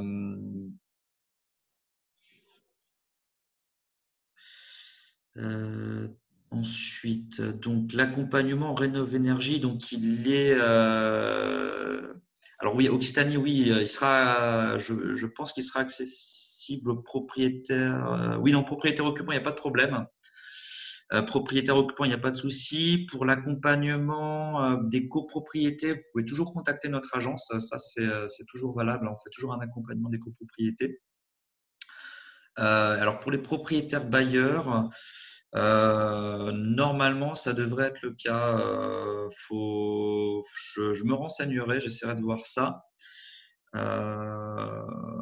Mais en tout cas, anciennement, l'accompagnement Rénov Énergie permettait de faire l'accompagnement des propriétaires bailleurs. Donc, je ne vois pas pourquoi l'accompagnement René Occitanie ne le pourrait pas. Ensuite, alors oui, juste petite précision sur la phase 1. Donc, la phase 1, c'était la phase. C'était à la fois le toit et les menuiseries. Voilà, il y avait également la ventilation Oui, et oui, la pompe à chaleur RO, je crois. Et le oui, poêle à bois aussi qui avait été installé. oui, Voilà. Et la phase 2, donc ça concernait vraiment l'isolation des murs et l'isolation du plancher, du coup. exactement. Ensuite, alors, est-ce que vous prenez en compte les hausses de coûts d'énergie à venir? Alors, on est très prudent sur les hausses de coûts d'énergie. Alors, ce qu'il faut savoir, c'est que plus le tarif va augmenter, plus l'écart sera conséquent et plus vous allez faire de gains sur la facture. Alors là, ça a été calculé via Le coût actuel. un temps de retour sur investissement. Vous avez le temps de retour actualisé qui là prend en compte aussi la variation du tarif et plein d'autres paramètres. Et donc qui est beaucoup plus précis. Mais ce qu'il faut savoir, c'est que du coup, oui, le temps de retour sur investissement est encore plus bas lorsque vous avez des fortes hausses de tarifs. Et donc là, oui, comme je vous disais, on est très prudent sur les montées de tarifs. On est sur de l'ordre de 4%, je pense. Donc, ce qui pénalise un petit peu l'étude parce que du coup, on annonce un gain qui est moins important. Ensuite, donc chaque département a son ALEC compétent localement, effectivement. Donc là, il faut aller sur le réseau fer.fr et vous pouvez saisir votre code postal et avoir accès aux coordonnées de votre agence la plus proche. Voilà. Donc ensuite, la PAC Aéro peut également jouer un rôle de refroidissement, donc tout à fait, effectivement. Donc ça peut produire du chauffage, de l'eau chaude sanitaire et refroidir. Après, le refroidissement, ce qu'il faut savoir, c'est qu'il est moins efficace que de la pompe à chaleur RR. Donc là, de toute façon, il n'y a que ces systèmes-là qui permettent de refroidir. Donc pas pompe à chaleur RR ou pompe à chaleur RO. Après, Monsieur Ridé, si je peux me permettre, parce que moi j'avais étudié aussi parce que je pense que la question, si vous laissez aussi possible, parce que mon frère est plombier, comme je le disais, hein, il y avait aussi une possibilité, mais ça fait encore des coûts supplémentaires, c'était de refaire une partie de la dalle du rez-de-chaussée, hein, en y intégrant, si vous voulez, ni plus ni moins du chauffage par le sol et donc un rafraîchissement par le sol. Donc autant maintenant, c'est ce qui se fait beaucoup sur les maisons modernes, sur les dernières maisons. Hein. Par contre, pour casser la dalle, enfin, casser une partie de la dalle et refaire par-dessus, bon, moi j'avais étudié le coût, bon, c'était astronomique par rapport à la rentabilité, quoi. Voilà. Et d'autant plus que du coup, là, vu que vous avez effectué toute l'isolation, déjà, on peut voir que la température, elle monte pas bien haut. Donc, il n'y a pas vraiment de réel intérêt à refroidir là, pour ce projet-là. Ensuite, alors, du coup, donc, alors déconnecté au moment des explications sur la pompe à chaleur. Alors du coup, je sais pas si ça avait pu être. Ouais, je vais peut-être pas refaire l'explication. De toute façon, je pense que vous aurez accès à la vidéo où ce sera possible de prendre rendez-vous à l'agence. Bon, en gros, pour faire une petite explication rapide. Donc oui, la pompe à chaleur, j'avais expliqué. Donc l'idée, c'est de récupérer des calories à l'extérieur, faire s'évaporer un fluide, récupérer la chaleur latente et ensuite comprimer ce fluide frigorigène. Et ça permettait de monter à peu près à 80 degrés pour la pompe à chaleur RO et du coup de réchauffer de l'eau ou alors du coup de l'air pour la pompe à chaleur RR, mais du coup la température elle est un peu plus basse. Ensuite, donc la pompe à chaleur chauffe-t-elle la maison de la même façon que les anciens chauffages? Alors la pompe à chaleur RO, oui, du coup. Donc c'est raccordé au système de chauffage central. Donc là, ça chauffe de l'eau, effectivement. Alors il y a quelques petites précautions à prendre quand même en termes de dimensionnement. Donc la puissance, il faut faire attention dès que c'est dimensionné. Il faut faire attention à l'isolation du logement, prendre en compte si les radiateurs ils sont en fonte ou si c'est des radiateurs basse température. Et donc, du coup, l'équipement il peut être à basse ou haute température. Voilà. Donc, voilà, il y a bien vérifier la compatibilité des systèmes avec l'installation existante. Et ensuite, en termes de diffusion de chaleur, vu qu'on est sur le même type de radiateur, donc les radiateurs fontent, donc c'est identique. Hein. Je ne sais pas si vous avez des retours à faire, monsieur Le Pennec, par rapport à. Oui, non. Alors, nous, si vous voulez, on a fait le choix hein, parce qu'on avait donc des radiateurs en fonte, vous savez, d'époque. Et donc, si vous voulez, mon frère, qui est plombier, m'a dit attention, des radiateurs comme ça, maintenant, tu n'en trouveras plus parce que c'est des superbes radiateurs. Et donc, si vous voulez, c'est pour ça que tout de suite, on a fait le choix d'aller vers cette pompe haute température, ce qui permettait de ne pas changer le système de plomberie au niveau des radiateurs et donc de conserver nos radiateurs anciens. Donc, l'avantage, c'est une baisse de coût. Donc, la pompe à chaleur était un tout petit peu plus chère au départ, mais c'est vrai qu'au niveau confort thermique, eh bien, si vous voulez, ça n'a rien à voir avec, par exemple, parce que j'avais été voir aussi des maisons qui avaient utilisé des pompes à chaleur RR. Bon, c'est pas du tout la même qualité au niveau du rendu et au niveau énergétique aussi, hein. C'est-à-dire que le fait je dirais, de tuer à la fois l'isolation, de faire une bonne isolation et d'utiliser une pompe à chaleur RO, eh ben, je pense que au niveau confort, c'est nettement supérieur à une pompe à chaleur RR. Voilà. Tout à fait, parce que du coup, là, on est sur une diffusion qui se fait par convection et par rayonnement. Du coup, on chauffe plutôt les parois avec de la pompe à chaleur RO ou avec un système de chauffage central. Après, effectivement, avec la pompe à chaleur RR, on n'est que sur une convection d'air. Donc c'est pas le même confort, hein. Clairement, on n'est pas sur le même confort. Il y avait donc oui, donc complété par ce système, il est complété par un poêle à bois. Alors là, c'était plus pour un confort et pour aussi exploiter du bois qui pouvait être gratuit, donc pour aussi éviter de faire fonctionner la pompe à chaleur RO, je suppose, hein, du coup.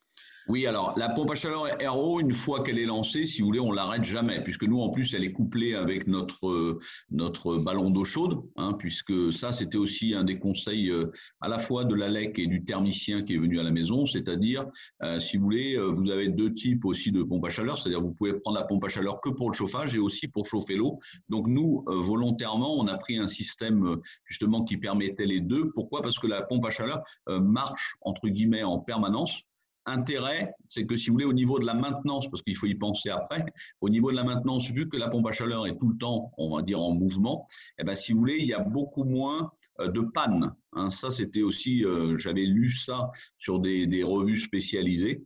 Donc, effectivement, hein, nous, elle marche depuis 3 ans impeccable. Et donc, si vous voulez, on n'a pas ce genre de souci. Après, effectivement, pour le poêle, l'intérêt, c'est que la maison en permanence est chauffée, hein, à 19,5 degrés. Eh ben, le poêle, si vous voulez, c'est en gros pour se faire plaisir. Vous voyez, alors on pourrait monter la puissance de la pompe à chaleur, c'est-à-dire monter, parce qu'on a fait les tests au départ, on pouvait monter la maison je crois, maximum, je crois que c'était 28 degrés. Hein.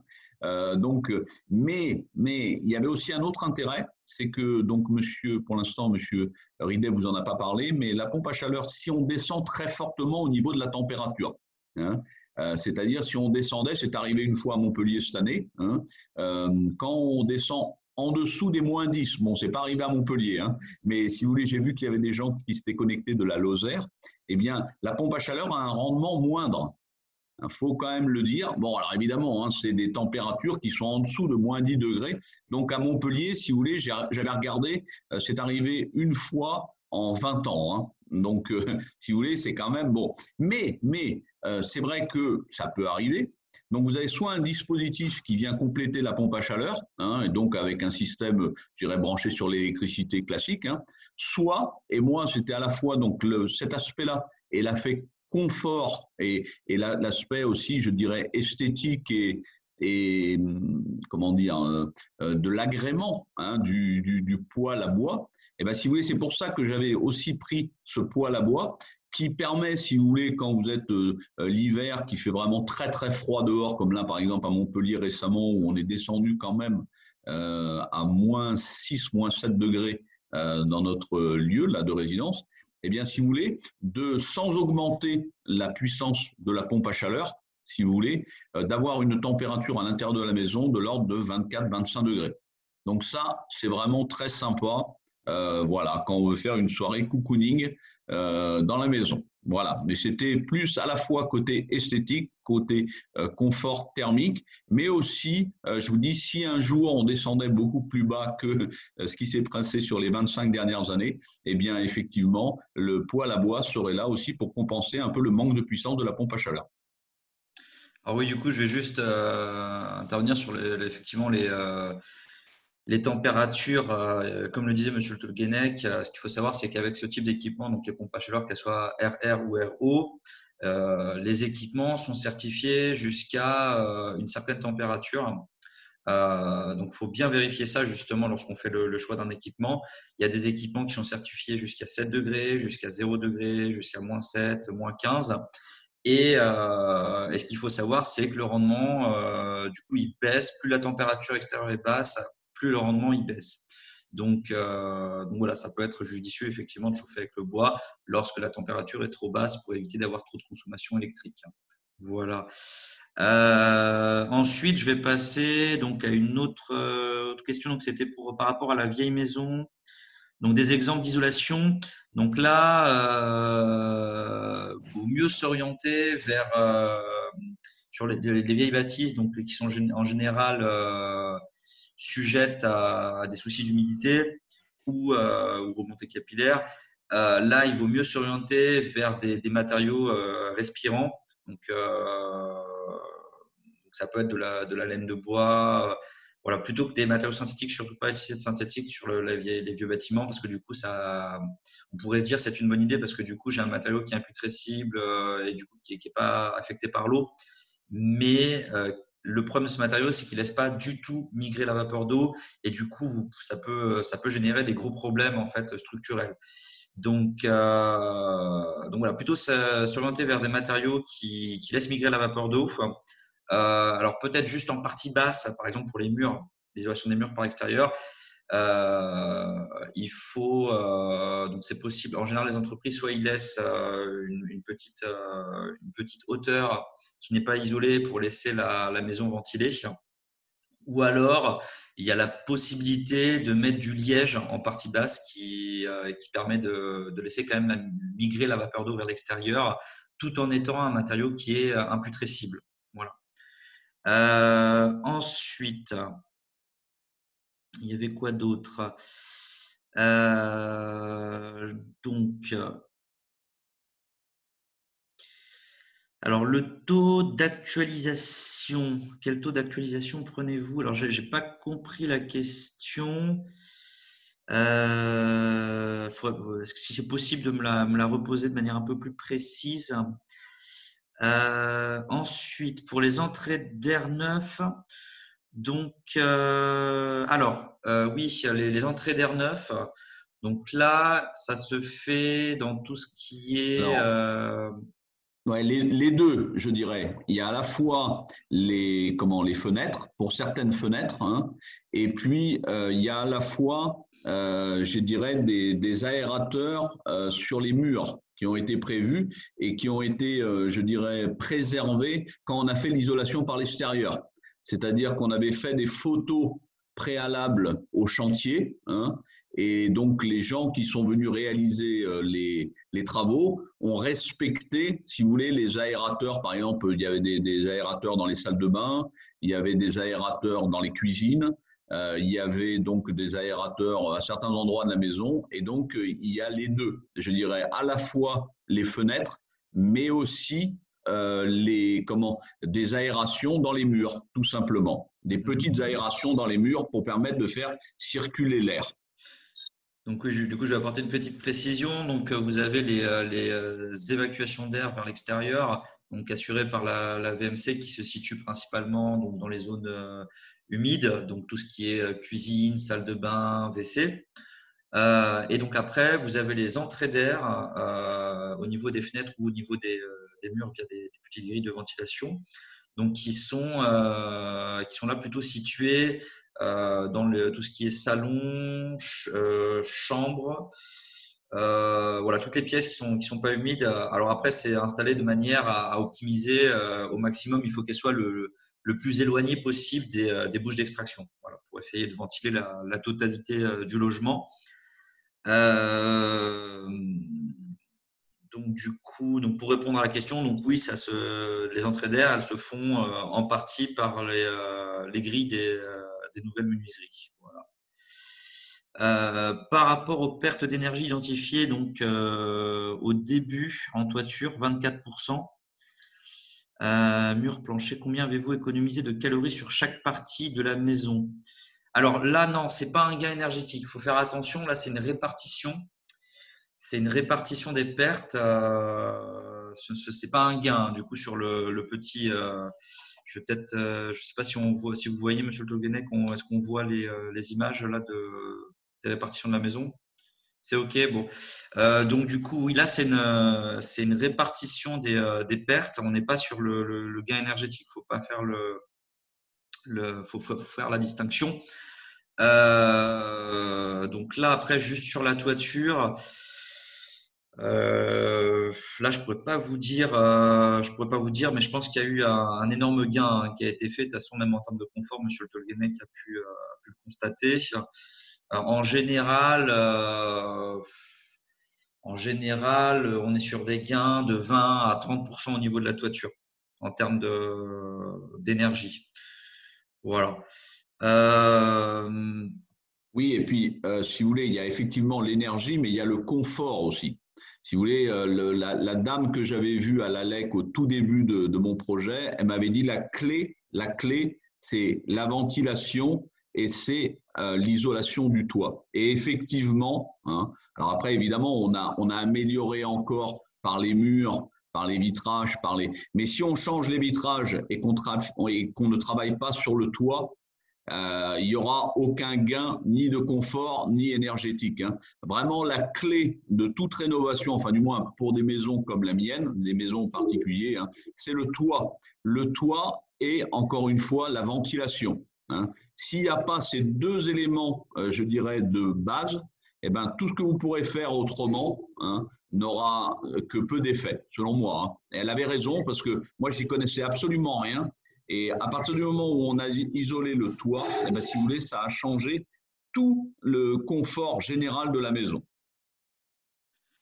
et donc, du coup, oui, pour répondre sur la question, je pense qu'à mon avis, là, sur ce projet-là, on doit être sur une vingtaine de pourcents, je pense, d'économie sur la toiture et sur les murs, vu qu'on a à peu près les mêmes répartitions de pertes. Bon, ça, je vous donne les chiffres. En général, c'est ce que je constate, hein, sur les projets de rénovation. Ensuite, du coup, tac, pour compléter la demande, sur les vieilles maisons, je suis également dans ce cas, l'enduit chaud-chanvre semble souvent recommandé. Le problème pour l'orientation énergétique, c'est que le R est très faible. Alors, je confirme effectivement que la résistance thermique de l'isolant chaud-chanvre, elle est très basse. Ça ne veut pas dire que vous ne faites pas de gain énergétique. Mais c'est-à-dire que ça, c'est pas ce qu'il y a de plus optimisé. Lorsqu'on fait un projet de rénovation, on essaie d'installer la résistance la plus élevée possible pour pas avoir à y revenir en fait. Ça vous coûtera plus cher en fait de faire les travaux en deux temps, d'abord mettre mettons un isolant d'une certaine épaisseur et de revenir après par la suite dire ouais non, je vais plutôt mettre une épaisseur un peu plus conséquente. Ça va coûter plus cher.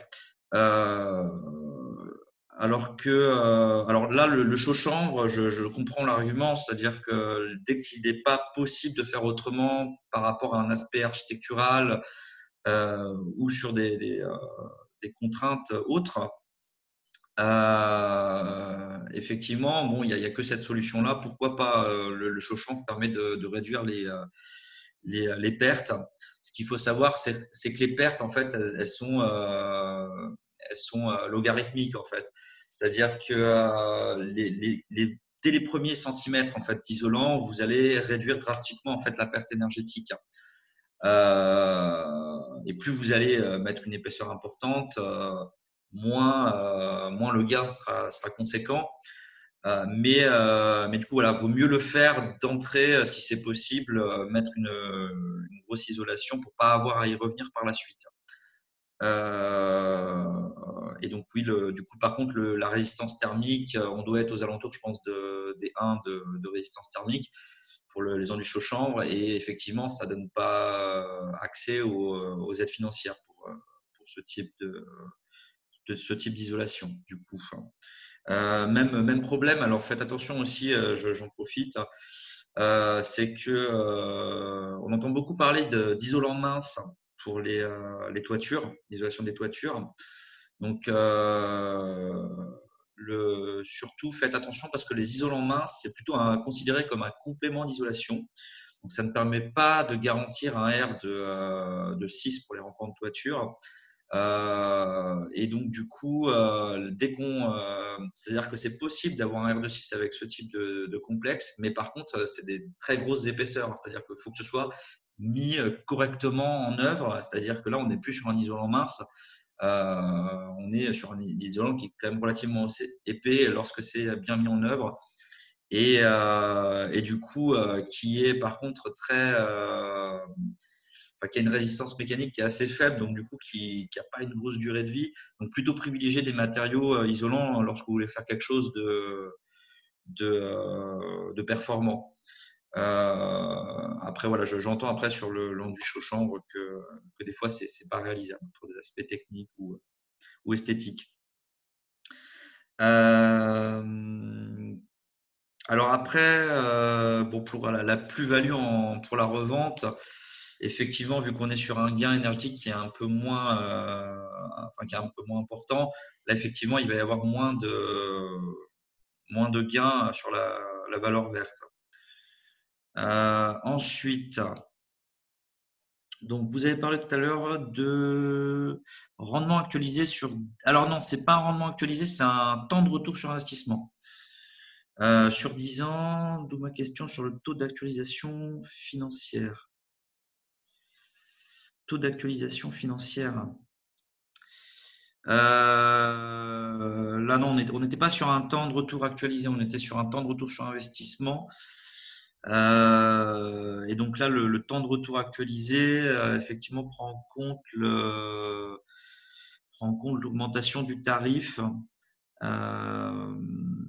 Après, le taux d'actualisation, je n'arrive pas à comprendre la question. Après, je travaille pas en moi, économie. je peux répondre parce que c'est un peu mon domaine. Si vous voulez, si la personne parle de l'inflation, parce que bon, l'inflation étant très basse actuellement, bah forcément, si vous avez réalisé vos travaux avec une inflation très basse, bah, quand l'inflation risque de repartir avec les considérations économiques actuelles, eh ben, forcément, vous serez encore plus gagnant. Voilà. Donc, il y a à la fois le retour sur investissement sur une inflation constante, mais aussi en prenant les perspectives. Mais bon, ça n'a pas été fait dans ce sens-là. Mais là, c'est pour répondre en termes financiers. Merci, du coup, monsieur Le Tolguenec. Du coup, je vais parler de la suite. Donc, il y avait l'isolation du toit avec des panneaux de laine de bois sont-ils possibles avec une vieille maison? Au point de Alors oui, oui, par rapport au poids de la charpente, oui, on est sur un matériau qui est plus dense. Donc forcément, il faut faire une étude structurelle. Donc pour voir si la charpente est capable de supporter le poids de cette isolation, effectivement. Oui, donc là, du coup, la réponse est oui. Et donc après, il y avait quoi d'autre comme question? Je pense qu'on arrive à la fin. Écoutez, donc si c'est OK pour tout le monde, s'il n'y a pas d'autres questions, on va pouvoir clôturer cette réunion. Écoutez, du coup, j'enverrai le PowerPoint à tous les participants, ainsi que le compte rendu des questions. Voilà. Si c'est OK pour vous, monsieur Le Tolguenec, je vais pouvoir vous libérer. Parfait. C'est parfait. Écoutez, du coup, bonne journée à tous, bon après-midi et très bon week-end. Et à bientôt Merci. pour les personnes qui seraient intéressées pour être accompagnées dans leur projet. Très bien. Merci, monsieur Ridé. De rien.